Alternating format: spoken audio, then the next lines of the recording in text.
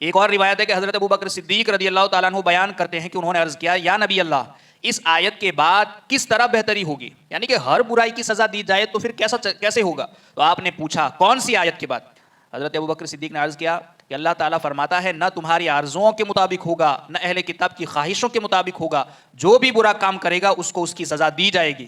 تو آپ نے فرمایا کیا تم بیمار نہیں ہوتے؟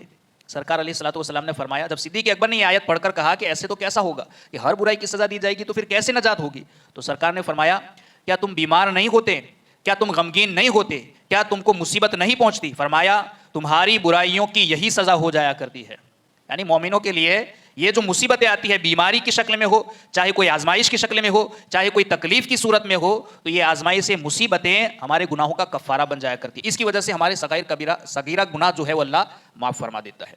تو ایک جواب تو یہ ہے کہ تکلیفوں کی وجہ سے وہ گناہ یا چھوٹے جو گناہ ہے وہ مٹ جاتے ہیں۔ دوسرا جواب اس کا یہ ہے کہ گناہ کبیرہ سے اجتناب کی وجہ سے بھی گناہ مٹ جاتے ہیں، یعنی گناہ کبیرہ سے بچنا۔ تو گناہ کبیرہ سے جو انسان بچتا ہے تو اس بچنے کی بدولت اللہ تمہارے چھوٹے گناہوں کو معاف فرما دیتا ہے، بڑے گناہ سے بچنے کی وجہ سے اللہ چھوٹے گناہوں کو بھی معاف فرما دیتا ہے، اور نیک کاموں کی وجہ سے بھی برے کام مٹا دیے جاتے ہیں۔ اور انسان اگر نیک کام کرتا رہتا ہے تو نیک کام کی وجہ سے بھی اللہ گناہوں کو معاف فرما دیتا ہے۔